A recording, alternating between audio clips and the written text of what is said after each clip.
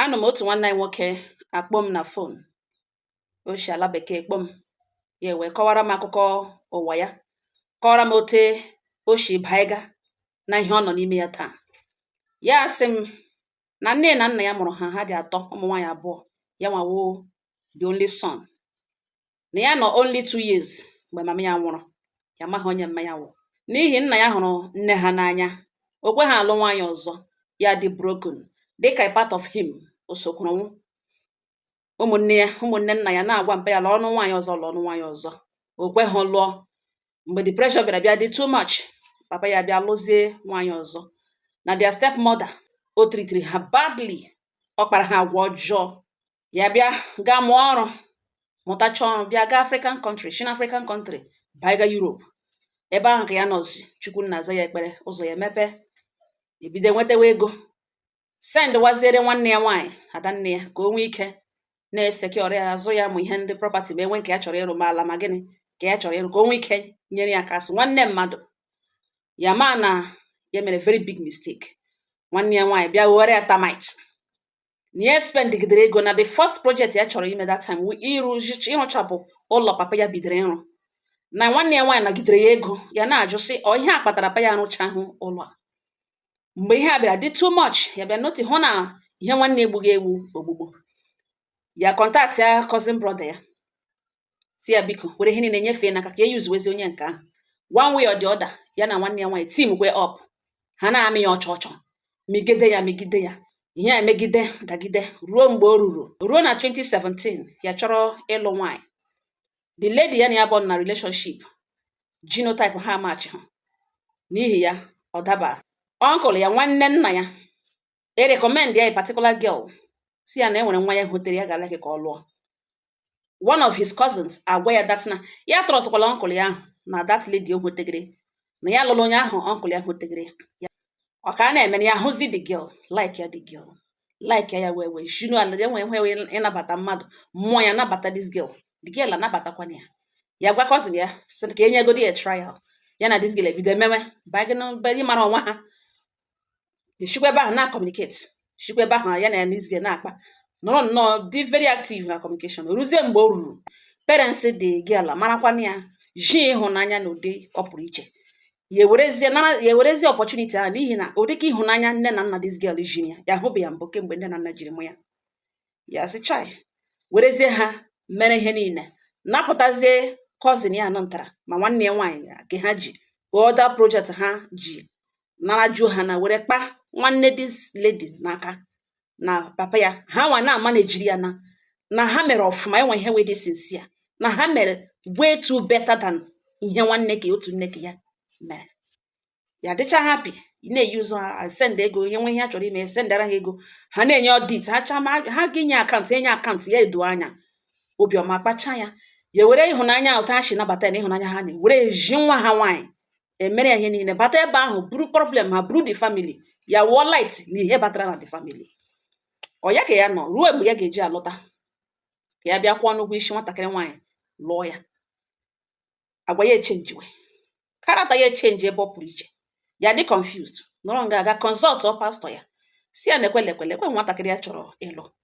na ya ghọtagazighị agwa ya ma gịnị, ma okwu ọnụ ya, ma ịjụ oyi ya ma gịnị. O megacha ka onye nọ na another relationship dịkwana serious with onye nke ahụ, ya ghọtagaghị ihe o megamege. The man is okay, the man of God is okay. Kpechana ya ekpere na ya ga-ereziri ya ọta, ya ga-ereziri ha ọta, kpee ekpere n'isi ha, na ọ bụrụ na that girl Chukwu kwadoro na onye ọ ga-alụ, na from now to 2 weeks na ọ ga-enweta result. Ma ọ bụrụkwanụ na ihe dị otu ahụ adịghị, na from now to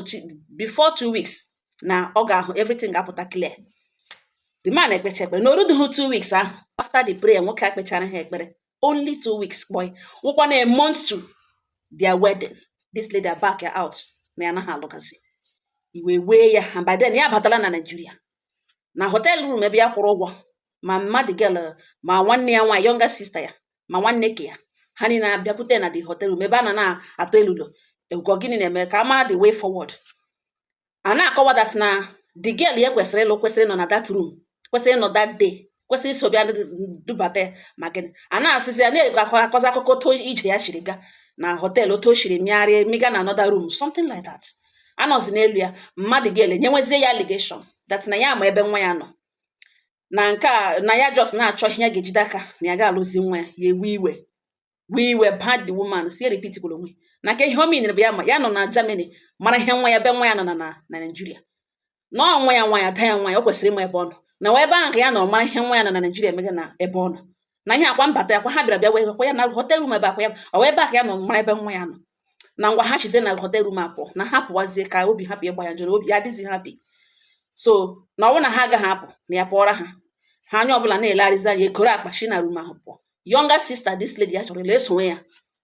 sonye ya gawa na moto mgbe ya gara ya ga shi na ebe aka na kwụzi ụgwọ another room na eze ebe ahụ emechazi oge nwa ya bịa rịọwa ya ma ndị ka nwoke nwoke ma gị ha abịa na-arịọ ya si ya biko na ebe ihe echiro kaadị ebe nwa ha nwaanyị asịla na ọ na-alụgazi na ha achọghị ịlụzi ya na ọwa ihe nyere ezinụlọ ha na ngwa elekwe ka younger sister ya nọ lụrụ nwatakịrịkwa na-asị lekwe lụrụ ọ wee pretty young girl mana o rube 18 years ya na like imecha ihe wit ụmụaka ya sị mba lege nwa ahụ and that moment ya mazi ha na-akpọzi love because the girl shatara ya adanne ya mere ihe ya na-emebe experience before ya dị broken na ihe na ndị that moment ya lọtara ihe iji ya lọtara wee lọrọ nwaanyị ihe ya chọziri wụ nwa the only son ya chọzi ịbịakwa bịa nwaanyị ya ga-ebie build wekwe ya na ya bụ bịa mara akwụkwọ nwa ha at the end of the day ya take on away happy middle of the road no ya chege ihe ka ahụ so ebe ya bịala long and these people ji a lot of projects ya ha nwa na manage ya nwa ka ha ya trọstụrụ ha na ihe ndị a na-arụgasị ma ihe ndị a na-azụ ma gịnị nọ ya nwa na ebe kaadị emene ihe o mere na ọwụhụ force ha nwa na-asịzi ya lụzie this one ebiko nwatakịrịkwa na-asị ya lụọ ewerezi onwe rutezie ya nso nye ya opportunity mara igosi that na ya dị support of ihe nne na nna na-ekwu mgbe aka eji conclude na ya hafụ nwa na Nigeria ekwucha ihe ya nwa ha na plan law na ka ihe mere mbụ hapụ ime ya kpọrọ this girl na the only condition ya ga-eji alụ ya bụ na ha ga-agba ndụ the girl ekwere na ha ga-agba ndụ na ha ga-eji ọbara ha agba ndụ one na enweghị ha agaghị separate na enweghị kata ihe mere na ha abụọ separate ya two na nwoke ọzọ metụ ya aka nwoke ọbụla metụrụ ya aka na-awụghị ya nwa gbụrụ ya dinara ya na ọ ga-ekpu ishi three na any one of them between ha abụọ nke ọbụla pụtara na ọ na-alụzi buru akpa ya pụọ buru ụzọ pụọ hapụga nwanne na ka ahụ ga-anwụ na ha kwuru a lot of things nwaanyị mba nnọọ ya gwacha this girl all these things ọ ga-eshi ekwu ya the girl ekwuchakwa na ya wee were razor blade kapụ aka ya ọra ọbara ya o ruzie na ton ya were jide razor blade na aka kwuo ihe ndị a niile exactly otu a ya eshiri gwa this girl ka ya eshiri kwuekwe ka a kapụzi aka the girl ka ya ara ọbara the girl ajụ si no na ya trọstịrị na ọ ya nwa onye na-atrọstịghị ya na ya trọst ya na ọ wụ nwoke na temptation nwere ike akpara ya na ya o sere ya aṅụ na ya nwa mara onwe ya ndị ya gaa like ime onwe ya ihe ọjọọ ọsọ obiọma kpacha ya n'ime onwe ya sị nụkwanụ Chineke ghọta ọrụ nwere obiọma kpacha ya anọrọ nga naracha ihe niile akwụrụ n'isi ụgwọ isi nwanne ya nwaanyị gbakọlatakwa again kwụzie ụgwọ isi this younger one ya emecha ihe niile laghachi ya nọzi ebe ahụ dị gele emezie 18 years old chize tire ya akwụkwọ kpọfetezie ya Germany ya na ya abụọ presently amụọ na ụmụ atọ ụmụ nwaanyị abụọ otu nwoke mana problem this girl nwere was stubbornness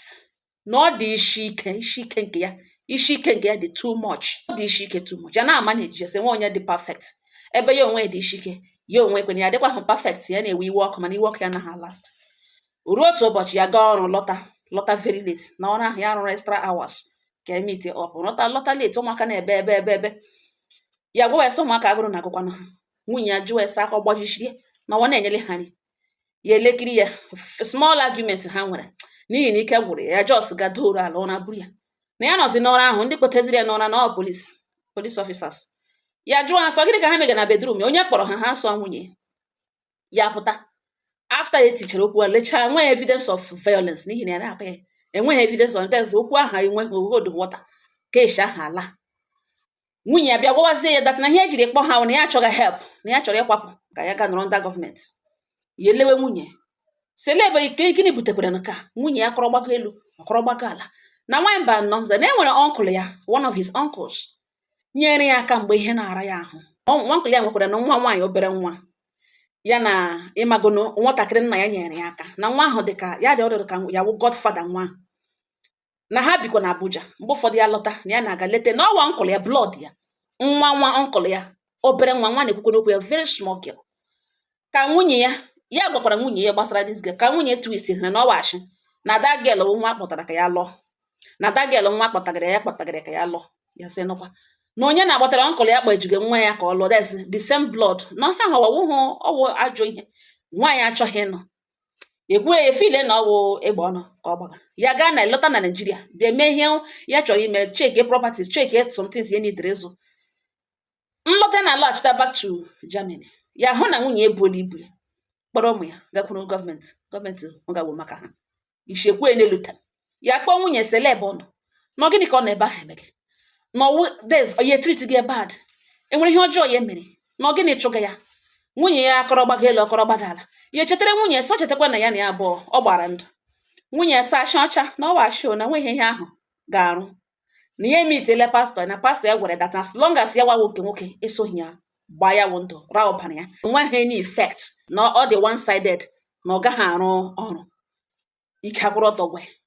ụjọ bịa na ihe a nwatakịrị ahụ hụrụ n'anya ka gịnị ya chọghị ka anything mee this lady na ya ma ihe o kwukwuru n'ọnụ werekwa na ọbara ya ara na ụjọ na-atụ ya na ka ihe hapụ ime ya and ọkwa na health ya dị okay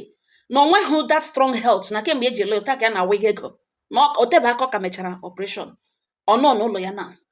ya amahụ ma ọgbụgba ndụ nwa ọbara ya dis girl rara na ọ so na ihe o jiri kpọm ugbu a na ya na-akpọla ya arịọ ya si ya na ya biko lọtawana ọ si ya na-enwe ebe ya n'ala na ya nọ nọtaga n'igwe ya na ịga ebe ahụ ihe ọ na-anụzi every time ọkpọ ya na-ajụ ya ma erikwa eleri ya jụọ na ese ebe ịdịrị inwe gị no concern ịchọrọ ịma ma m rie ọ gịnị chụgakwa na ịbe ịma na nri ahụ ịchọrọ ka m rie ịdị worried ịma ma m rie leri ịnụkwa n'ebe ahụ mgbe emega nọ ọ nwebeghị ya narị ole riri ala ụmụnne ya kpole ya na onye ekwu enyekwu ya na-ega ebe ahụ na nwa mba nọ na visa nwunye nọ under his own na ya chi send nwunye bụla ya Nigeria ya ga-eme ya mana ya achọghị ime na ihe na nwaanyị ya hụrụ n'anya and because of ụmụ ya na ya ga-eme na ya dị worried ọpụpụ na o burule ngwongwo ya pụọ na ndị ha kwuru tata onye ọbụla bụrụ ụzọ muvuo gajie nwa na nwoke ọzọ metụ ya aka ishi ihe a pastọ nwaanyị a this lady ịkọga na m lerudere anya biko jude ka ya mara ihe ya banyere n'ime ya marata yeshi ihe ọbụla ga-eme ka nwaanyị hapụ inwe problem n'ihi na ya hụrụ ya n'anya too much. Your own kọwatụgodiri m ọnwụ na o nwere ife ga-eme biko gwagodi m biko o thank you ma. M sị nna m ya sị gee m ntị ọfụma gị na ọnwa ngelege m anya na ijiri ezo bled gị n'aka ịka echiri gị aṅụ ma ịkwụ ọnụ gị eme toruo ntị nga ala n'ihi na ana m agụ ya ka uri mgbe niile na ihe mere onye ọzọ ka ndị ọzọ ji mụrụ akụ. Ịhụ na ndị pastọ nọ n'ụfọdụ ndị pastọ a ọ naanị Chineke nna ga-ekpe ha ikpe gị pụta na ịwụ man of God na ị na-agụ akwụkwọ nsọ na ịma ihe akwụkwọ nsọ na-ekwu na gị na Chineke na ụnụ gbara na ị na-anụ olu Chineke na iwe onye ozi na ị na-agara Chineke ozi nwaanyị nọ na di chiụmụ abịa mit ịngasị pastọ kọrọ aṅụ destin ịsịghị ya kpoo di ya ka ị doziere ha ihe ị hụrụ wee gwa ya na ngwa ngwa na ọ hapụ ga ya na enwe ihe ga-eme. You can imagine that na ọ hapụ di ya na onwe ihe ga-eme nwoke na-akọga nwunye ihe lejige nwunye anya kpọrọra nwunye de nwere ebe ọ nọ mgbe ndị ọzọ gbotowara ka ha na Naịjirịa gị ihe hụrụ gwa ya dat na enwe ihe ga-eme ndụ ị na-anọ mgbe a gbara na ote ịkpọghị ya ka mgbe akpọta di gị, I would like to speak with your husband ka m nụ ma ihe ịkọga kwota o shiri mee ka m mara ma ihe ikwu ga kwota o shidere ka m mara gị nụ from ke jụọ ke nwaanyị ihe iwe ya back ha up with ekpere gwa ya sịkwana na apụkwa na elekwe na iwe na-enwe ihe ga-eme without hearing from the man na ọ gbawa agbachi ike ha chi hafudie what manner of pastor na tụrụ ntị ala ihe gbasara ịgba ndụ a ọwụ ihe omibi ndị unu werere ihe unu na-emekpa n'aka ndị ime mmụọ temptation a ga-atry unu ka ele menwere onye ga-ekele mụrụ because ha ga-ahapụ unu na-anụrụ just like that na-aga m ntị ọfụma ọ bụrụ na nwaanyị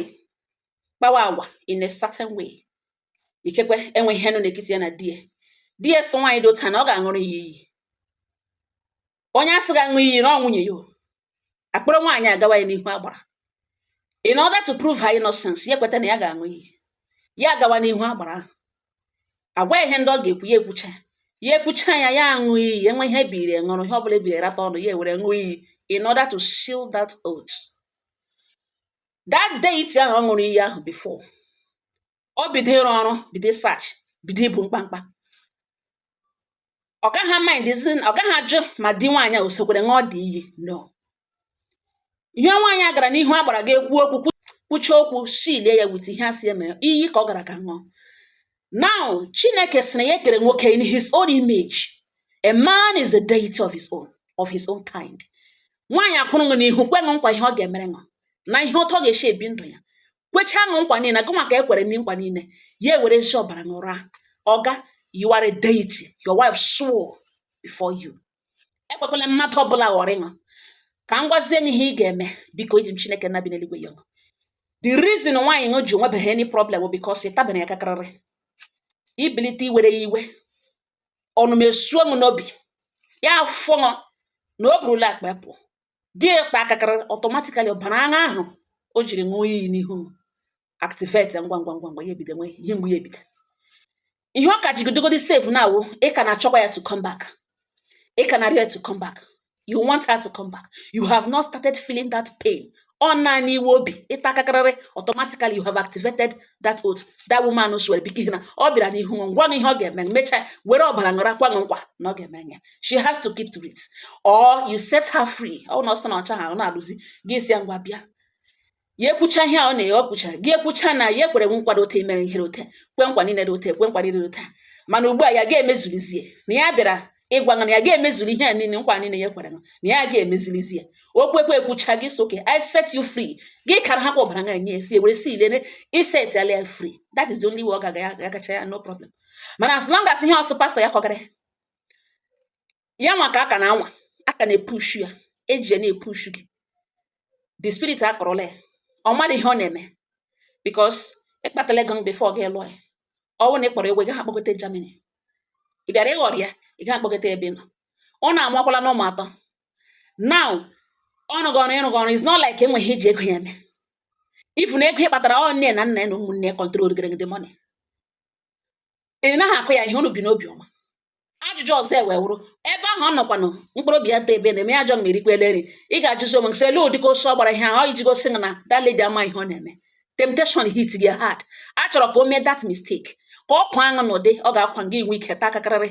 ha activate ya iyi ahụ ọ ṅụrụ ekwekwala mmadụ ọbụla deceive ekwekwala mmadụ ọbụla biko for now atabekwala kakarịrị ọkpọ ṅụ ọzọ si ya na nsogbu anụ na iri eleri gị nụrụ ma mgbe ọnụ juru nụrụ mgbe ọ ga-eme ike gwa ga-alụta